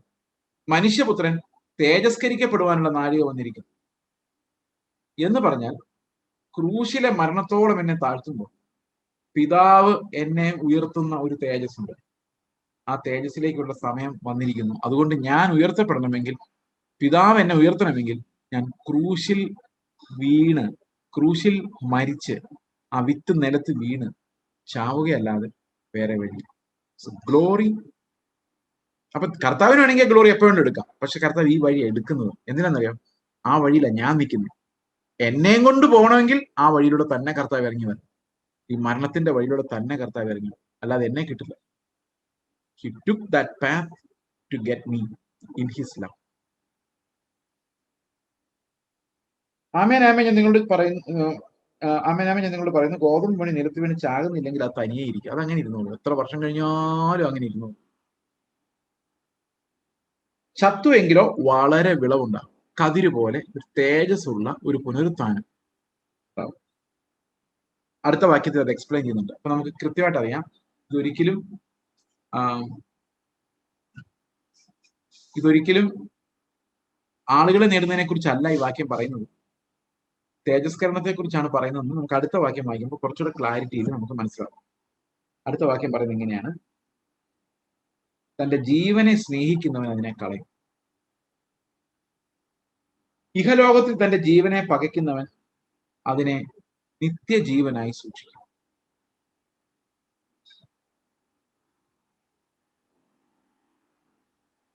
ഓക്കെ, എനിക്ക് ശുശ്രൂഷ ചെയ്യുന്നവൻ എന്നെ അനുഗമിക്കട്ടെ.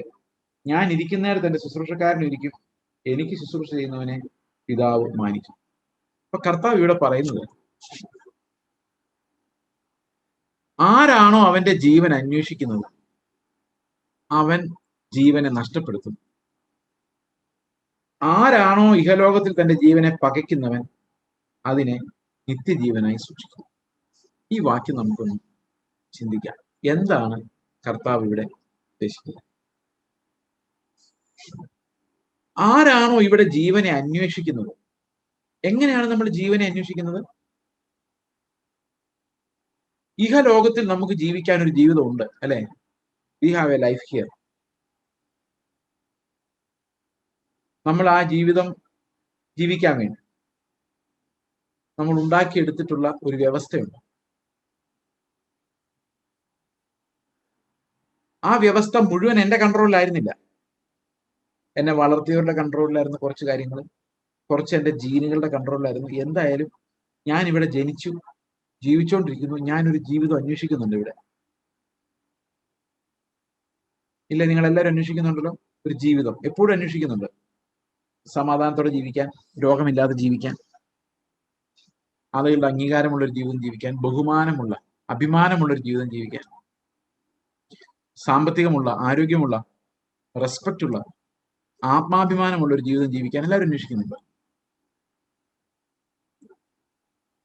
ഈ ആധുനിക ജീവിതം കൊണ്ട് അത് എത്ര ഭംഗിയായിട്ട് നമ്മൾ അന്വേഷിച്ച് അതിൽ ഉറച്ച് റീഇൻഫോഴ്സ്ഡ് ആയിട്ടുള്ള ഒരു ശക്തമായ ഒരു ജീവിത വ്യവസ്ഥ നമ്മൾ ഉണ്ടാക്കിയെടുത്താലും യഥാർത്ഥ ജീവൻ നമുക്ക് നഷ്ടപ്പെടാം. കാരണം ഈ ലോകത്തിന്റെ വ്യവസ്ഥകളിൽ നിന്നുണ്ടാകുന്ന നമ്മുടെ ജീവൻ പ്രൊഡ്യൂസ് ചെയ്യുന്ന ഫലം ദൈവത്തിന് പ്രസാദമുള്ള ഒരു ഫലമല്ല. അത് പ്രൊഡ്യൂസ് ചെയ്യാൻ ഒരിക്കലും ഇതിന് കഴിയില്ല. നമ്മൾ അന്വേഷിക്കുന്ന ജീവനം കൊണ്ട് ദൈവത്തെ പ്രസാദിപ്പിക്കാൻ സാധിക്കില്ല.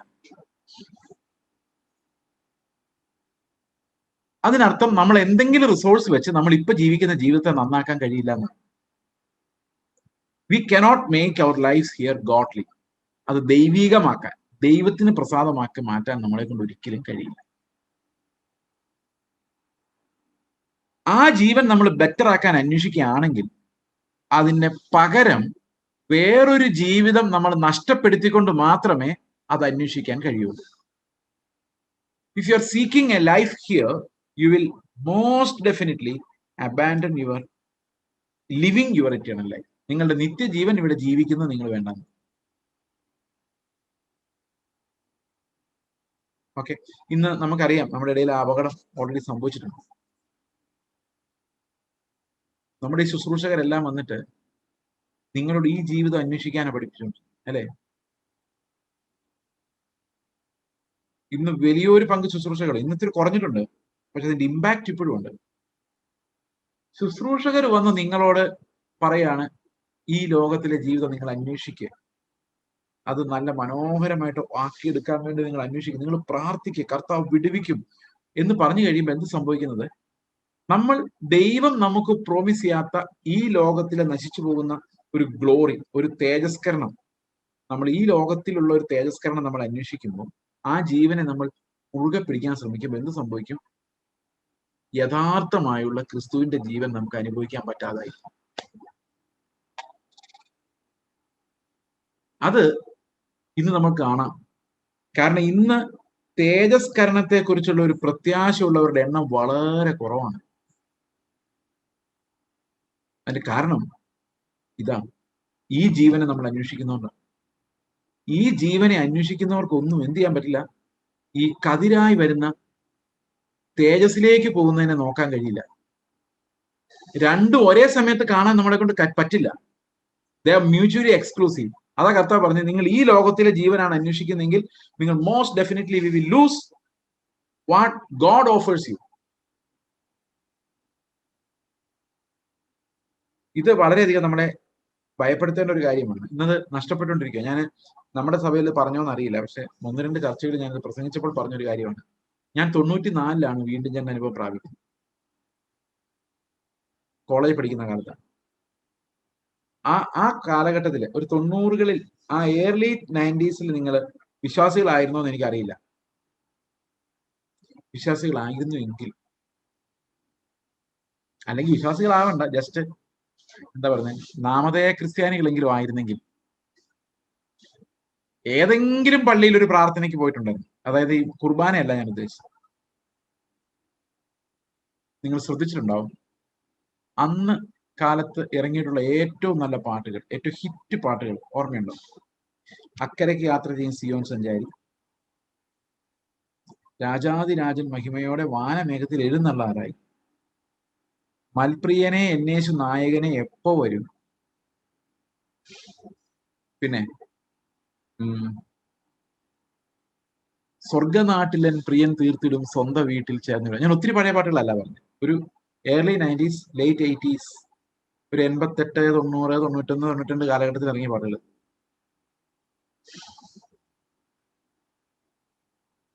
ഞാൻ ഓർക്കുന്നുണ്ട്, അന്ന് ഞാൻ ചങ്ങനാശ്ശേരി SB കോളേജ് പഠിക്കുന്ന കാലത്ത് 92-ൽ അവിടെ ഒരു എക്സിബിഷൻ നടന്നു, സയൻസ് എക്സിബിഷൻ.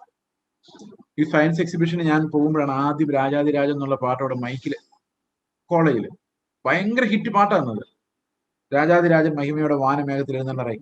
SB കോളേജിൽ മൈക്ക് വെച്ച് പാടുക, ആളുകൾ എക്സിബിഷൻ കണ്ടുകൊണ്ട് ഇരിക്കുന്നു. ഭയങ്കര ഓൾ ഇന്ത്യ എക്സിബിഷൻ ആണ്, വലിയ എക്സിബിഷൻ ആയിരുന്നു. ഇതാണ് മൈക്കിലൂടെ വരുന്ന പാട്ട്. അത്ര ഭയങ്കര പ്രശസ്തമായ പാട്ടായിരുന്നു. പക്ഷെ 94 ഞാൻ രക്ഷിക്കപ്പെട്ട ശേഷം ഇന്നേ വരെ ഒരു പ്രത്യാശ ഗാനവും ആരും പാടി ഹിറ്റാക്കിയിട്ടില്ല. ആരും പാടി നടന്നത് ശ്രദ്ധിച്ചിട്ടുണ്ടോ? ഒരൊറ്റ പുതിയ പാട്ട് പോലും ആരെങ്കിലും ഒക്കെ എഴുതിയിട്ടില്ല എന്ന് ഞാൻ പറയുന്നില്ല, ഉണ്ടാവാം, പക്ഷെ അത് ആരും പാടിയിട്ടില്ല അങ്ങനെ കാര്യമായിട്ട്. കാരണം ഈ ലോകത്തെ അന്വേഷിക്കുന്ന ഒരു സിസ്റ്റം, ഈ ജീവനെ അന്വേഷിക്കാൻ വേണ്ടി പ്രാർത്ഥനയും ഉപവാസവും ഈവൻ സഭയിൽ പോകുന്നതും സ്തോത്രം പറയുന്നതും പോലും, ദൈവത്തെ ആരാധിക്കുന്നു എന്ന് പറയുന്നത് പോലും കാര്യസാധ്യത്തിനായിട്ട് മാറും. ആരാധിക്കുമ്പോൾ വിടുതൽ. ഇപ്പം ആരാധിക്കുന്ന പോലും കർത്താവിന് നന്ദി പറയാൻ വേണ്ടിയല്ല, ആരാധിക്കുന്നതിനകത്തൊരു സൂത്രം. ആരാധിക്കുമ്പോൾ സൗഖ്യം. അപ്പം കാര്യം കാണാൻ വേണ്ടിയാണ് കർത്താവെ നീ വലിയവനാന്ന് പറയുന്ന പോലെ, അല്ല സ്നേഹം തോന്നിയിട്ടാണ്. നിങ്ങൾ ശ്രദ്ധിച്ചില്ലല്ലായിരുന്നു? ഇതെങ്ങനെ മനസ്സിലാകുന്നറിയോ? കർത്താവിന്റെ ആത്മാവ് നമ്മളോട് പറയും, നീ എന്തിനാ അവനെ ആരാധിക്കുന്നത്? ആരാധിച്ചാൽ കുറച്ച് പൈസ കിട്ടുമെന്ന് പറഞ്ഞിട്ടുണ്ട്. ഈ കൂലിക്ക് സ്ലോഗൻ വിളിക്കാൻ പോകുന്ന ആൾക്കാരുണ്ട്, പാർട്ടിക്കാർക്ക്. അവരേതെങ്കിലും സമ്മേളനം കൂടുമ്പം കമ്മ്യൂണിസ്റ്റുകാരുടെ സമ്മേളനത്തിന് കൂടി അതേ ആൾക്കാരായിരിക്കും കോൺഗ്രസ്സുകാരുടെ സമ്മേളനത്തിന് കൂടുന്നത് ചിലപ്പോൾ. ഇവർക്ക് പണ്ട് കാലത്ത് 50 രൂപയും ബിരിയാണി എന്ന് പറഞ്ഞു തരുന്നു. അപ്പൊ കർത്താവിന് വേണ്ടി, കർത്താവേ നീ നല്ലവൻ എന്ന് പറയണമെങ്കിൽ പോലും കർത്താവ് എന്തേലും നമുക്ക് തരണം. ആരാധിച്ചാൽ വിടുതല എന്നൊക്കെ ഒരു തൊണ്ട അടഞ്ഞ ശബ്ദത്തിൽ പറഞ്ഞാൽ നമ്മളെല്ലാവരും ആരാധിക്കും. കാരണം നമുക്ക് വേണ്ട കുറെ സാധനങ്ങളുണ്ട്. അത് കിട്ടാൻ വേണ്ടി നമ്മൾ കർത്താവിനെ വരെ നല്ലവനാന്ന് പറയും.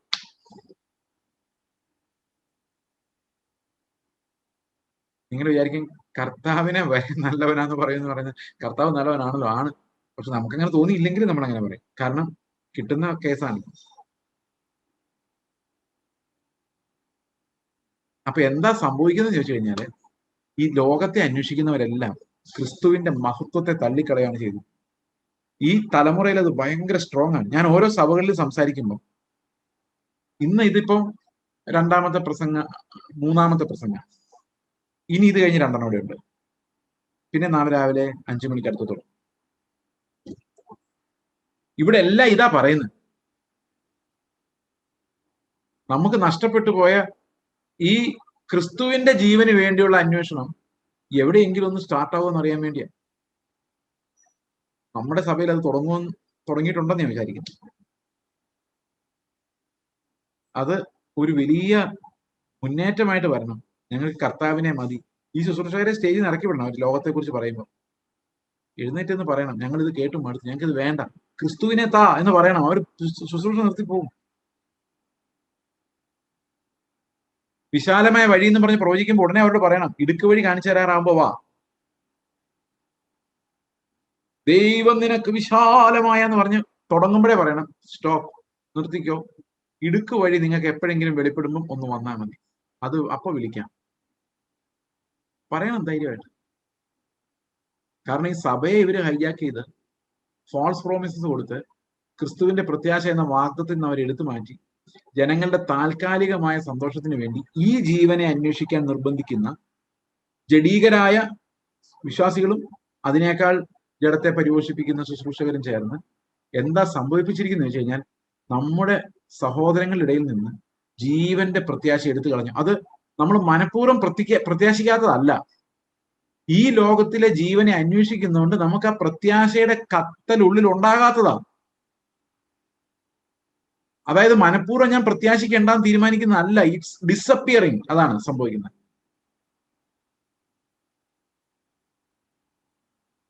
അപ്പൊ വിശുദ്ധീകരണത്തിന് വേണ്ടിയുള്ള ഒരു തേഴ്സ്റ്റ്. ഗോതമ്പൂണി നിലത്ത് വീണ് ചത്താൽ ഇത് വളരെ വലിയതായി ഫലം കായ്ക്കും, ഒരു വലിയ തേജസ്സുള്ള ഒരു കതിരായി ഉയർത്തെഴുന്നേൽക്കും. ഉയർത്തെഴുന്നേൽക്കുന്നതിനെ കുറിച്ചാണ് പറഞ്ഞല്ലേ. മരിച്ചു കഴിഞ്ഞാൽ പിന്നെ എന്ത് സംഭവിക്കുന്നു? ഉയർത്തെഴുന്നേൽപ്പ് സംഭവിക്കുന്നത്. ആ വിത്തിൽ നിന്ന് ഒരു ഉയർത്തെഴുന്നേൽപ്പ് സംഭവിക്കുന്ന ഒരു മഹത്വത്തെ കുറിച്ചാണ് കഥ അവിടെ പറയുന്നത്. മനുഷ്യപുത്രൻ തേജസ്കരിക്കപ്പെടുവാൻ സമയമായിരിക്കുന്നു. ആ തേജസ്സിനെ കുറിച്ച് വളരെ വിശദമായ പരാമർശങ്ങൾ യോഹന്നാന്റെ സുവിശേഷം തന്നെ 17-ാം അധ്യായം വരുമ്പോൾ ഉള്ളത് കൊണ്ട് നമ്മൾ ഇവിടെ അതിനെക്കുറിച്ച് പരാമർശിക്കുന്നില്ല. ക്രിസ്തുവിന്റെ തേജസ് മുൻനിർത്തിയാണ് നമ്മൾ ഓടുന്നത്. നമ്മൾ അന്വേഷിക്കുന്ന ആ ജീവനാണ്. തേജോമയനായ കർത്താവിന്റെ മുൻപിൽ നിൽക്കുന്ന ആ ഒരു തേജസ്സാണ് നമ്മുടെ അന്വേഷണം. ഈ ലോകത്തിലെ ജീവനാണ് നമ്മൾ അന്വേഷിക്കുന്നെങ്കിൽ പ്രാർത്ഥനയിലൂടെ. പലപ്പോഴും ആൾക്കാർക്ക് ഒരു സംശയം ഉണ്ടാകുന്നത്, അപ്പൊ ഈ ലോകത്തിലെ ആവശ്യങ്ങൾ ആരോട് പറയുമെന്നുള്ളത്. നമ്മുടെ സഭയിലെ പ്രാർത്ഥന യോഗങ്ങൾ നിങ്ങൾ കൂടിയിട്ടുണ്ടെങ്കിൽ നിങ്ങൾക്ക് മനസ്സിലായിട്ടുണ്ടാവും. ഈ ലോകത്തിലെ ആവശ്യങ്ങൾ നമ്മൾ കർത്താവിനോട് തന്നെ പറയും. എന്താവശ്യം കർത്താവിനോട് തന്നെ പറയും. പക്ഷെ ഈ ലോകത്തിൽ എന്ത് പ്രശ്നം ഉണ്ടായാലും നമ്മൾ ആശ്രയിക്കുന്നത്, കർത്താവിനെ ആശ്രയിക്കുന്നത് ഈ ലോകത്തിലെ പ്രശ്നങ്ങൾക്ക് വേണ്ടിയല്ല. നമ്മൾ അന്വേഷിക്കുന്നതും ഈ ലോകമല്ല. നമ്മൾ അന്വേഷിക്കുന്നത് വരാനിരിക്കുന്ന ലോകമാണ്, ക്രിസ്തുവിന്റെ തേജസ്സാണ്. അതിനിടയിൽ ജീവിക്കാനുള്ള എല്ലാ കാര്യങ്ങളും നമുക്ക് കർത്താവിനോട് പറയാം, ചോദിക്കാം. അവൻ അപ്പനായതുകൊണ്ട് നമ്മുടെ അനുദിന ജീവിത സന്ധാരണത്തിന് നമുക്ക് വേണ്ട എല്ലാ കാര്യങ്ങളും നമുക്ക് കർത്താവിനോട് ചോദിക്കാം. പക്ഷെ നമ്മൾ അന്വേഷിക്കുന്നത് അവന്റെ രാജ്യം, അവന്റെ തേജസ്. ഓക്കെ,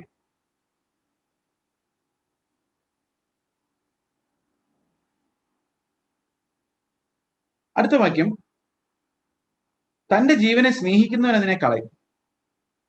അടുത്ത വാക്യം, ഇഹലോകത്തിൽ തന്റെ ജീവനെ പകയ്ക്കുന്നവൻ അതിനെ നിത്യജീവനായി സൂക്ഷിക്കും. അപ്പൊ രണ്ട് ജീവനും കൂടെ ഒന്നിച്ചു പോവില്ല.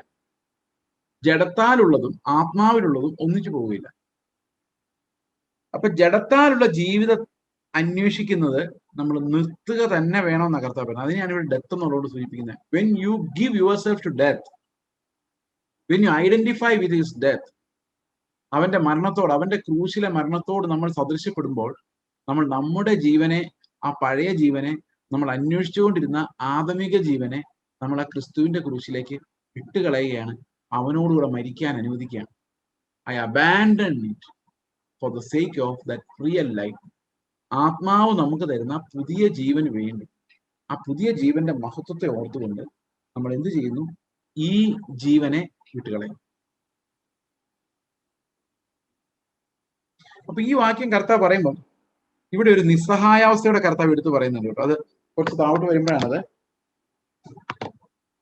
27-ാം വാക്യത്തിൽ പറയുന്നുണ്ട്, ഈ മണിക്കൂറിൽ നിന്ന് എന്നെ നീ രക്ഷിക്കണം, ഈ നാഴികയിൽ നിന്ന് നീ എന്നെ രക്ഷിക്കണമെന്ന് കർത്താവ് പറയുന്നത്. അതായത് the moment of falling down to death, ആ മണ്ണിലേക്ക് വീണ് ആ പുറംചട്ട പൊളിഞ്ഞ് ആ അസഹനീയമായ ആ എന്താ പറയുന്നത്, ആ ഒരു മരണാനുഭവം, പാപത്തിന്റെ ശമ്പളമായ മരണം, പാപത്തിന്റെ അക്കൗണ്ട് സെറ്റിൽ ചെയ്യാനുള്ള ഒരു മരണം, ആ മരണത്തിന്റെ വേദന കർത്താവിന് മുമ്പിലുണ്ട്. കർത്താവോട് പറയാണ്, ആ മണിക്കൂറിൽ എന്നെ നീ രക്ഷിക്കണം എന്ന് പറഞ്ഞ മരണത്തിൽ നിന്ന് വിടുവിച്ച് കൊണ്ടുപോകണമെന്നല്ല. ഈ കർത്താവ് രക്ഷിക്കുക എന്ന് പറയുമ്പോൾ എപ്പോഴും ആ ഒരു സാഹചര്യത്തിൽ നമ്മൾ എടുത്തുകൊണ്ട് പോവുകയല്ല ചെയ്യുന്നത്. അതിന് നടുവിൽ, ആ സാഹചര്യത്തിന്റെ നടുവിൽ ഈ പുതിയ ജീവന്റെ അനുഭവത്തിൽ കർത്താവ് നമ്മളെ സൂക്ഷിക്കുകയാണ് ചെയ്യുന്നത്. അപ്പൊ ഈ ലോകത്ത് നമ്മുടെ ജീവനെ സ്നേഹിക്കുക, അപ്പൊ നമ്മുടെ ലക്ഷ്യം അതാണ്. പക്ഷെ എങ്കിൽ പോലും നമുക്കൊരു കാര്യം പറയാം, it's not easy for us to take a decision. അങ്ങനെ ഒരു ഡിസിഷൻ എടുത്ത് നമുക്ക് ചെയ്യാൻ പറ്റില്ല. നമ്മൾ എപ്പോഴും പറയുന്ന കാര്യമാണത്. നമുക്ക് ഈ ലോകത്തിലെ ജീവനെ ഞാൻ വെറുക്കാൻ പോകുന്നൊരു തീരുമാനം എടുത്ത് നമുക്ക് ഒരിക്കലും അങ്ങനെ ആകാൻ കഴിയില്ല. കർത്താവ് ഉദ്ദേശിക്കുന്നുണ്ട്, നമ്മളെ കൊണ്ട് അങ്ങനെ ആവാൻ പറ്റില്ല. പക്ഷേ ക്രിസ്തുവിന്റെ ജീവൻ നമ്മളിലേക്ക് വന്നു കഴിയുമ്പോൾ, ആത്മാവ് നമ്മളിലേക്ക് വന്നു കഴിയുമ്പോൾ സ്വാഭാവികമായിട്ടും നമുക്ക് ഈ ലോകത്തിലെ നമ്മൾ നേരത്തെ അന്വേഷിച്ചുകൊണ്ടിരുന്ന ആ ജീവനോടുള്ള ആസക്തി ഇല്ലാതെ, ഈ ലോകത്തിലെ ജീവിതം നമ്മൾ ജീവിക്കുന്ന ഒരു ആസക്തി കാരണമാണ്. ആസക്തി, അതായത് ഈ ലോകത്ത് കിട്ടാവുന്ന എല്ലാം എൻജോയ് ചെയ്യണമെന്നും നമുക്ക് ഏറ്റവും നല്ല അനുഭവങ്ങൾ ഉണ്ടാകണമെന്നും അവിടെ ഒരു കുറവും ഉണ്ടാകരുതെന്നും നമ്മൾ പലപ്പോഴും ആഗ്രഹിക്കുന്നു, ആശിക്കുന്നു. ആ ആശകളാണ് നമ്മളെ മുമ്പോട്ട് കൊണ്ടുവച്ചത്, അന്വേഷിപ്പിക്കുന്നത്. ഉത്കണ്ഠകൾ, ആശകൾ, ഇതെല്ലാം വിശ്വാസത്തിനെതിരാണ്. എന്നാൽ ആശകളുമായിട്ടാണ് ഇന്ന് വിശ്വാസം കണക്റ്റഡ് ആകുന്നത്. പക്ഷെ കർത്താവ് നമ്മളോട് ആവശ്യപ്പെടുന്ന അങ്ങനെയല്ല. നിത്യമായ തേജസ്സിലേക്കാണ് നമ്മുടെ വിശ്വാസം കണക്ട് ആകേണ്ടത്. ആ പ്രത്യാശയുടെ ഉറപ്പാണ് വിശ്വാസം. വചനം നമ്മളിത് പലപ്പോഴും ഡിസ്കസ് ചെയ്തിട്ടുള്ള കാര്യമാണ്. യോഹന്നാന്റെ സുവിശേഷത്തിൽ പോകുമ്പോൾ അത് പിന്നെയും വരുന്നതാണ്. അപ്പൊ ശരിക്കും വിശ്വാസം നമ്മളെ കണക്ട് ചെയ്യുന്നത് ആശകളിലേക്കല്ല, മോഹങ്ങളിലേക്കല്ല, പ്രത്യാശയിലേക്കാണ്. അപ്പോൾ നമ്മുടെ വിശ്വാസവും നമ്മുടെ പ്രാർത്ഥനകളും ഈ ലോകത്തിലെ ആശകളിലേക്കാണ് നമ്മളെ ബന്ധിപ്പിക്കുന്നതെങ്കിൽ നമ്മൾ എന്താ അന്വേഷിക്കുന്നത്? നമ്മൾ ഈ വിശ്വാസത്തിലൂടെ തപ്പിക്കൊണ്ടിരിക്കുന്നത് ഈ ലോകത്തെ ഒരു ലൈഫാണ്. ഈ ലോകത്തിലെ ലൈഫ് ജീവിക്കാൻ വേണ്ട റിസോഴ്സസ് ആണ് നമ്മൾ അന്വേഷിക്കുന്നത്. എന്നാൽ നമ്മൾ വിശ്വാസത്തിലൂടെ യേശുക്രിസ്തുവിന്റെ ജീവനാണ് അന്വേഷിക്കുന്നതെങ്കിൽ, ഫെയ്ത്ത് എപ്പോഴും കർത്താവിന്റെ ജീവൻ ജീവിക്കാൻ വേണ്ടിയുള്ള ഒരു ദാഹത്തിലേക്കാണ് നമ്മളെ നയിക്കുന്നതെങ്കിൽ ഉറപ്പായിട്ടും നമ്മൾ ഈ ലോകത്തിലെ ജീവിതത്തെ ഫോക്കസ് ചെയ്യുന്നില്ല. അവിടെയാണ് നമ്മൾ നിത്യജീവന് വേണ്ടി ആ വിശ്വാസം നമുക്ക് വേണ്ടി നിത്യജീവന്റെ ഒരു ഡിപ്പോസിറ്റ് ആയിട്ട് മാറും. ഇത് ഒരു തത്വമല്ല, ഒരു തത്വം മാത്രമല്ല, ജീവിതമാണ്. നമ്മുടെ ജീവൻ തന്നെ അങ്ങനെയാണ്. ഓരോ സമയത്തും നമ്മൾ അങ്ങനെയാണ്. ഓരോ സമയത്തും അങ്ങനെ ആകണം. Every moment we confess in our faith. കർത്താവെ, ഞാനല്ല, നീയാണ് ജീവിക്കുന്നത്. അപ്പൊ ഞാൻ എന്ത് ചെയ്യും? I abandon. ഞാൻ എന്നെ വിട്ട് കളഞ്ഞു. By faith. വിശ്വാസം കണക്ട് ചെയ്യുന്നത് എൻ്റെ ഒരു ബെറ്റർ ലൈഫിലേക്കല്ല, ക്രിസ്തുവിന്റെ മനോഹരമായ ബ്യൂട്ടിഫുൾ ആയ ലൈഫിലേക്കാണ്, തേജസ്സിലേക്ക് നമ്മൾ എത്തിക്കുന്ന ലൈഫിലേക്കാണ് ഫെയ്ത്ത് നമ്മളെ ഓരോ സെക്കൻഡിലും കണക്ട് ചെയ്യണം. പ്രാർത്ഥിക്കുമ്പോഴും കണക്ട് ചെയ്യേണ്ടത് ക്രിസ്തുവിന്റെ ഗ്ലോറിയിലേക്കാണ്. വർത്തമാനം പറയുമ്പോഴും വിശ്വാസം കണക്ട് ചെയ്യേണ്ടത് ക്രിസ്തുവിന്റെ ഗ്ലോറി. അപ്പൊ അങ്ങനെയാണ് നമ്മൾ ക്രിസ്തുവിന്റെ ജീവനെ അന്വേഷിക്കുന്നത്. There is only one life worth living for and worth dying for. That's Christ's life. ജീവിക്കാനും മരിക്കാനും ഗുണമുള്ളത് ഈ ഒരു ജീവന് വേണ്ടി മാത്രമേ ഉള്ളൂ. ഓക്കെ, അടുത്ത വാക്യം പറയാണ്, എനിക്ക് ശുശ്രൂഷ ചെയ്യുന്നവൻ എന്നെ അനുഗമിക്കട്ടെ. അപ്പൊ എന്താ കർത്താവ് പറഞ്ഞത്? ആരെല്ലാം എന്റെ ശുശ്രൂഷകനാകാൻ ആഗ്രഹിക്കുന്നു അവരെല്ലാം ഈ ക്രൂശിലൂടെ തന്നെ കടന്നേ പറ്റുള്ളൂ. ഞാൻ പോകുന്ന വഴിയിലൂടെ തന്നെ കടന്നേ പറ്റുള്ളൂ. ഈ മരണത്തിൽ അവരും പങ്കാളിയായേ പറ്റുള്ളൂ. അവരും നിലത്ത് വീണ് മരിക്കല്ലാതെ വേറെ വഴിയില്ല. If you are following Christ, you don't have another destiny, you don't have another way. You have the same way and Christ is the way. നമുക്ക് കർത്താവ് അല്ലാതെ വേറൊരു വഴിയില്ല, വേറൊരു മാർഗമില്ല, വേറൊരു ലക്ഷ്യവുമില്ല. അതുകൊണ്ട് ആരെല്ലാം കർത്താവിന്റെ ശിഷ്യന്മാരാകാൻ ആഗ്രഹിക്കുന്നോ അവരെല്ലാവരും ഈ ഒരു വഴിയിലൂടെ കയറിയേ പറ്റൂ. അതല്ലാതെ വേറൊരു വഴിയുമില്ല. കർത്താവ് ശിഷ്യന്മാരുടെ എടുത്തു പറയാണ്, നിലത്ത് വീണ് ചാകുക എന്നുള്ളതല്ലാതെ നിങ്ങളെ കൊണ്ട് വേറൊരു വഴിയില്ല. അത് യോഹന്നാൻ പത്മോസിൽ കിടന്നപ്പോഴെല്ലാം അത് ഓർത്ത് കാണും അല്ലെ? ശിഷ്യന്മാരെല്ലാം അത് ഓർത്ത് കാണും, നിലത്ത് വീണ് ചത്തേക്കണം. അപ്പൊ മരണത്തെ നേരിടാൻ, ഈ മരണം എന്ന് പറഞ്ഞാൽ ഫിസിക്കൽ ഡെത്തിനെ നേരിടാൻ അത്ര പ്രയാസമൊന്നുമില്ല. പ്രയാസമുണ്ട്, പക്ഷെ അതൊരു മോമെന്ററി പ്രയാസം മാത്രമേ ഉള്ളൂ. പക്ഷെ നമ്മൾ നമ്മുടെ ലൈഫ് മൊത്തത്തോടെ അബാൻഡൻ ചെയ്ത് വിട്ടുകളഞ്ഞ് ക്രിസ്തുവിന്റെ ആ ഒരു ഇടുങ്ങിയ വഴിയിലേക്കുള്ള ആ ജീവനിൽ അന്വേഷിക്കുവാനും ആ ജീവൻ അന്വേഷിക്കാൻ നമുക്ക് ആത്മാവിന്റെ ബലമില്ലാതെ കഴിയില്ല, ആത്മാവിന്റെ നിറവില്ലാതെ കഴിയില്ല. ആത്മാവ് കണ്ടിന്യൂസ് ആയിട്ട് നമുക്ക് ആ ജീവന്റെ സപ്ലൈ തന്നെങ്കിൽ മാത്രമേ ധൈര്യത്തോടെ വിശ്വാസത്തോടെ ക്രിസ്തുവിന്റെ നേരെ നോക്കാൻ നമുക്ക് കഴിയുകയുള്ളൂ.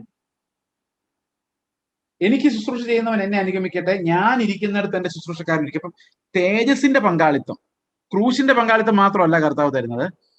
അവന്റെ മരണത്തിൽ നമ്മൾ പങ്കാളികളാകുമ്പോൾ നമ്മുടെ ഉള്ളിൽ കർത്താവ് തരുന്ന ഒരു വാഗ്ദത്തമുണ്ട്. എന്താണ് ആ വാഗ്ദത്തം? ഞാൻ ഇരിക്കുന്ന അതേ സ്ഥലത്ത് തന്നെ നിങ്ങളും ഇരിക്കും. That means he will sit with us, we will sit with him എന്ന് പറയുന്നതാണ് ഇവിടുത്തെ വാക്യം. പക്ഷെ ഞാൻ വിചാരിക്കുന്നത് നമ്മളവിടെ ചെല്ലുന്നിടത്ത് കർത്താവ് എന്റെ കൂടെ ഇരിക്കും എന്ന് പറഞ്ഞാൽ he will always be with me. അപ്പൊ ശരിക്കും തേജസിന്റെ പങ്കാളിത്തം. അപ്പൊ അവന്റെ കൂടെ ഞാൻ പോയി ഇരിക്കണമെങ്കിൽ, അവൻ ഇരിക്കുന്ന പോലെ കാണണമെങ്കിൽ അവിടെ ഒരു കണ്ടീഷൻ ഉണ്ട്, ഞാൻ അവനെ പോലെ ആയിരിക്കണം. അതാണ് 1 യോഹന്നാൻ 3:2 പറയുന്നത്. അപ്പം glorification is a promise given to us. നമ്മൾ ഈ ലോകത്തെ അന്വേഷിക്കാതെ, ഈ ജീവനെ അന്വേഷിക്കാതെ ഇതെങ്ങനെ ബെറ്റർ ആക്കാമെന്ന് ആലോചിക്കുന്നതിന് പകരം നമ്മൾ ഓരോ പ്രാർത്ഥനയിലും ഓരോ ഉപവാസത്തിലും ഓരോ വേദപുസ്തക വായനയിലും വേദപുസ്തക പഠനത്തിലും എല്ലാം നമ്മൾ അന്വേഷിച്ചുകൊണ്ടിരിക്കേണ്ട ഒരു കാര്യമുണ്ട്. കർത്താവെ, നിന്റെ ജീവൻ എങ്ങനെ എനിക്ക് ലഭിക്കും? ഈ ജീവൻ പൊയ്ക്കോട്ടെ, ഞാൻ I am not seeking that, I want your life, real one. അതിനു വേണ്ടിയാണ് ഞാൻ അന്വേഷിക്കുന്നത്. എനിക്ക് ശുശ്രൂഷ ചെയ്യുന്നവൻ എന്നെ അനുഗമിക്കട്ടെ എന്ന് പറഞ്ഞാൽ ആരെല്ലാം എന്റെ പുറകെ വരാൻ ആഗ്രഹിക്കുന്നുണ്ടോ അവരെല്ലാവരും കുതിരപ്പുറത്ത് ഞാൻ വരുന്ന നോക്കിയിരിക്കരുത്, ഞാൻ പോകുന്ന മരണത്തിന്റെ വഴിയിലൂടെ വരാവും. That's the way. ആ വഴിയാണ്, ഓരോ നിമിഷവും മരണം അനുഭവിക്കുന്ന വഴിയാണ് കർത്താവ് നമുക്ക് വെച്ചിരിക്കുന്നത്. ഞാൻ ഇരിക്കുന്നിടത്ത് എന്റെ ശുശ്രൂഷക്കാരനും ഇരിക്കും, എനിക്ക് ശുശ്രൂഷ ചെയ്യുന്നവനെ പിതാവ് മാനിക്കും. അപ്പൊ ഇവിടെ നമ്മൾ കർത്താവ് പറഞ്ഞൊരു കാര്യം റിവേഴ്സ് ആക്കുന്നുണ്ട് അല്ലെ? കർത്താവ് പറഞ്ഞു ഞാൻ ശുശ്രൂഷിക്കാൻ വന്നു എന്ന് പറയുന്നു, കർത്താവ് തന്നെ ശുശ്രൂഷിക്കുന്നു അല്ലെ? നമുക്ക് ആഹാരം വിളമ്പി തരുന്ന കർത്താവ് എന്നൊക്കെ ഞാൻ എനിക്ക് പറഞ്ഞിട്ടുണ്ടല്ലോ, ശിഷ്യന്മാർക്ക് അങ്ങനെയായിരുന്നു എന്നൊക്കെ പറഞ്ഞു. പക്ഷെ ഇവിടെ കർത്താവ് പറഞ്ഞു, ശിഷ്യന്മാരെ കുറിച്ച് പറഞ്ഞു നിങ്ങൾ എന്നെ ശുശ്രൂഷിക്കുന്നവർ എന്നാ പറയുന്നത്. ഇത് കർത്താവ് എന്നെ ശുശ്രൂഷിക്കുന്നു, അതുപോലെ ഞാൻ കർത്താവിനെ ശുശ്രൂഷിക്കുന്നു. കർത്താവ് എന്നെ ശുശ്രൂഷിക്കുന്നു, അവൻ എന്നെ ശുശ്രൂഷിച്ച് എന്നെ രക്ഷിക്കാൻ വേണ്ടി അവൻ സ്വന്തം ശരീരത്തെ എനിക്ക് വേണ്ടി യാഗമായി അർപ്പിച്ച അവന്റെ ഏറ്റവും വലിയ ശുശ്രൂഷ എനിക്ക് വേണ്ടി. അവൻ എന്റെ കണ്ണുനീരൊപ്പുകയും എന്റെ മുറിവ് കെട്ടുകയും എന്നെ മരണകരമായ മുറിവിൽ നിന്ന് എന്നെ രക്ഷിക്കുകയും ചെയ്ത കർത്താവാണ്. So he ministered to me through his Holy Spirit. Now even now God is ministering to me. അവന്റെ ആത്മാവ് എന്നെ ശുശ്രൂഷിക്കുന്നുണ്ട്. ഐ ഡോണ്ട് ഡിസേർവ് ഇറ്റ്, എനിക്കതിന് അർഹതയൊന്നുമില്ല, പക്ഷെ എനിക്ക് ഇപ്പോഴും ആത്മാവിന്റെ ശുശ്രൂഷയുണ്ട്. കർത്താവ് പറയാണ്, നീ പോയി വേറൊരാളെ ശുശ്രൂഷിക്കുമ്പോൾ നീ എന്റെ ശുശ്രൂഷകനാണ്. when you go and minister to others എന്താ സംഭവിക്കുന്നത്?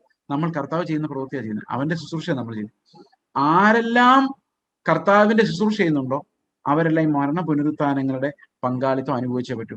അത് കർത്താവ് പറയുന്നത് there is only one way, seek his life, seek Christ, ക്രിസ്തുവിനെ നേടേണ്ടതിന് every moment seek his righteousness, അവന്റെ നീതി, അവൻ ചെയ്യുമായിരുന്നതിലേക്ക് നമ്മുടെ അന്വേഷണം, കണ്ണുകൾ എപ്പോഴും അവൻ ചെയ്യുമായിരുന്നതിലേക്ക് എത്തണം എന്ന്. അതാണ് നമ്മുടെ ഫെയ്ത്ത് എന്ന് പറയുന്നത്. Faith always pulls us closer to Christ, to that narrow gate.